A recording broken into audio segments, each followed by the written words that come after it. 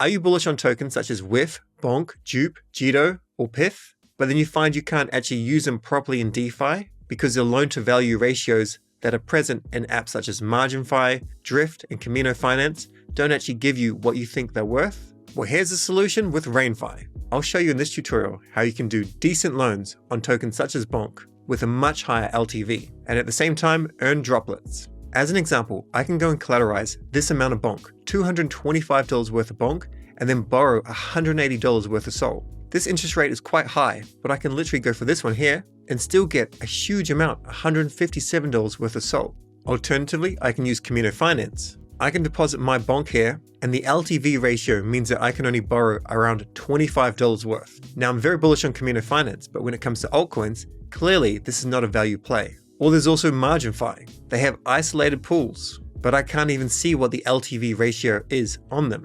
And one thing, the APY, the actual amount of interest that you can earn, is tiny. Then you've got Drift. You can lend and borrow in Drift. However, the WIF token is earning no yield, and it has no weight, meaning you cannot use it as collateral. JTO offers 11%, so if you deposit, say, $1,000, you can borrow $110 worth of USDC. Dupe is 22%, so $1,000 worth of Dupe means you can borrow $220 worth of USDC, and they don't even have BONK. Before we go any further, let's quickly go over this tweet. Custom tokens and NFT loans, we're going to be focusing on actual token loans though, on SOL for ETH and BTC, and it's powered by the Pith network, and also you accrue droplets. And droplets are essentially the point system for RainFi. So right now, you can lend or borrow wrapped ETH and BTC on Rain against 25 SPL tokens. This is peer-to-peer lending. So you select your own LTV, the loan-to-value ratio, the interest rate, and the duration.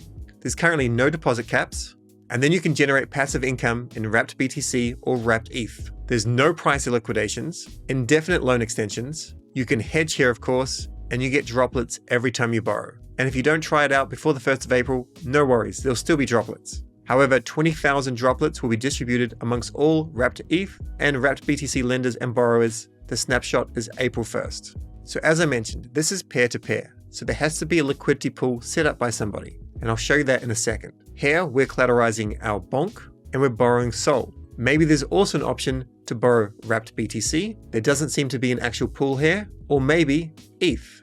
By the way, this only just came out, so there's still improvements being shipped every day.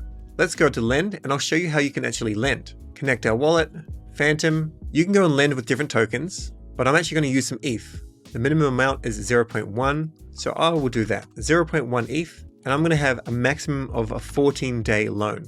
The longer the loan, the better, but at the moment, most loans are around 7 days, but they can be extended. Then we'll set our APY. I'm going to make this a little bit more lower, so it's a little nicer. It's a little better for the borrower. We'll go with, say, 40%. Then next step, now we can choose which assets we're happy to accept as collateral. And remember, this is peer-to-peer lending, so there's no liquidation. As long as it's repaid at the end, it's fine. Or if it's not repaid, then you gain that collateral. So here are the current options that we can use. BTC, SOL, BONK, LST, Liquid Staking Token, MSOL, WIF, USDC, Pith, USDT, and JTO, so the Jito Governance Token. We can see here the best duration, so you do want to try and offer the best duration, or you may want to go even longer. And the best LTV. Whatever has the best LTV, this will normally be the one that will be selected. Now you just have to click which assets you're either long-term bullish on or short-term bullish on, because you may end up with these assets. I'm going to skip Bitcoin, but I'll go with SOL and BONK, LST, MSOL, WIF. I don't care for any USDC, maybe a little bit of Pith, and maybe a little bit of JTO token. Now I have to work out my LTV. So this is the best LTV. I'm going to go with 80% as well, or maybe even a little bit higher, 81. And the amount of my ETH that I'm happy to have exposure to. Maybe all of it, or maybe I want a little bit of a basket option. So we'll go with, say, 70%, a maximum of 70%. With BONK, I'm going to go with the 60% LTV, and I'm just going to put a maximum of 50% of the ETH as exposure. With the LST, I'm going to go with 65% and 81%, 81, 65. WIF is quite volatile, so I'm going to keep it at 50, but I'll go with a 30% exposure. And I'm bullish on Pith and JTO, but I don't want to go too high. So I'm just going to go something like this, and we're good. Now I'm sure there'll be other tokens added in the future, such as Dupe, but at present, these are the tokens we have available. And then we'll go to the next step, And here we can add collections, but I'm not going to worry about collections at the moment. I think of course there'll be a lot more attention on NFTs later, but I think right now it's all about tokens. We'll skip the advanced options, maybe we'll cover this in a future video. If you click on this, you can add your own options, just have a read through. It's pretty simple, but it's more advanced. Enable buy now, pay later. This relates to NFTs, so we'll skip that. And compound interest, I'm going to let this stay like this. So the interest will be re-injected into the pool. The next step, these are our supported pairs and our pool options, and we'll create the pool. Confirm the transaction, and just remember at the moment the Solana network is quite congested, so sometimes we have to wait a little bit for the transaction to go through. In the background, they have manually added priority fees, but you cannot select your own priority fee in the UI. Checking my wallet, the transaction's gone through. Now let's have a look at our pool. So we'll come up to the top here, then we can click on our dashboard, or we can just have a click on my pool and then manage. We can see the available amount here is 0.1 ETH. It's currently live. I'm not earning any droplets because no one's taken a loan on it yet. And we can see the max LTV and the minimum LTV. So we've set up a loan, we're good to go. All right, so let's go and take a loan out now using some collateral. What we're going to use is some WIF, a little bit of WIF here, and then maybe I want some ETH. So let's go and select ETH. I'm going to click max, and I'll see all of my options. Now, please be aware, there's still UI things that need to be fixed here. As an example, this is my other address. I set the APY to 40%, which means the APR is going to be less than 40%. So just keep that in mind, and any feedback, just give it to the team. But this dApp definitely has product market fit, so it's best that I put it on your radar early. It's always good to be early to these sort of things. In the interim, if we click on it, we can kind of work out fairly easily by clicking on terms what the interest is actually. You can also see that the loan amount is wrong and that this would be the borrow. But the amazing thing is we are literally borrowing 50% of our value in WIF. When, as an example, with Camino Finance, we can only do 10%.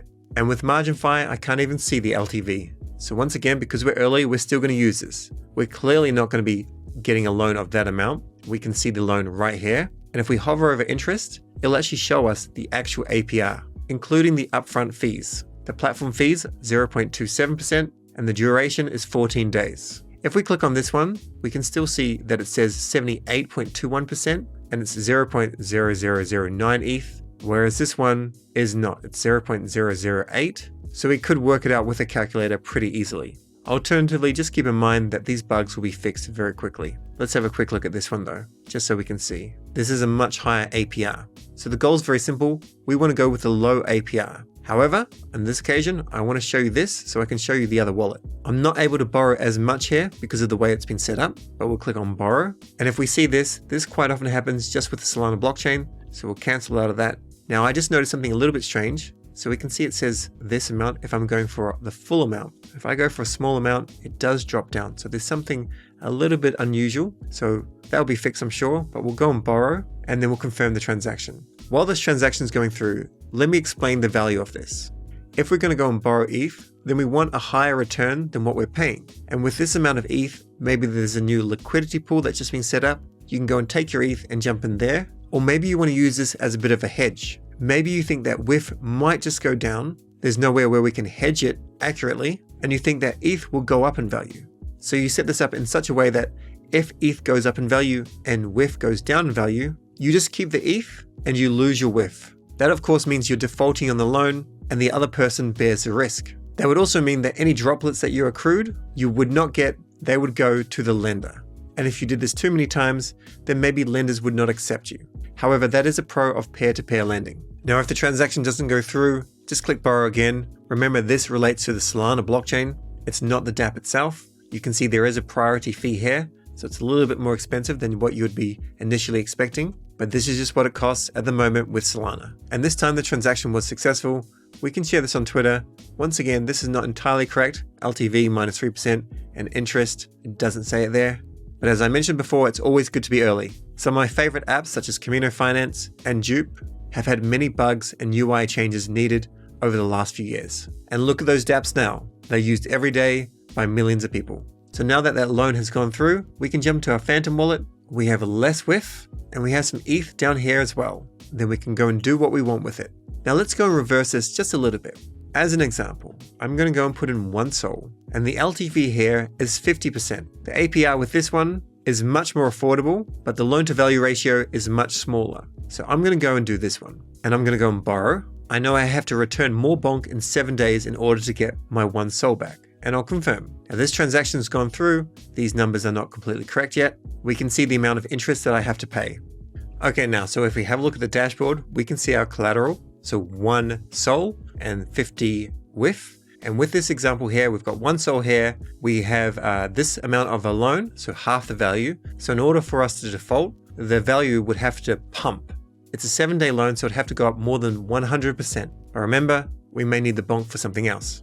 It says here the collateral value. This basically converts the 1 SOL into BONK, and this is the interest that we'll have to repay back. Now there's quite a bit of value on both sides. For the lender, they're going to get SOL if the BONK goes up in value or if the person just forgets to repay the collateral. But of course, they would be bullish on SOL.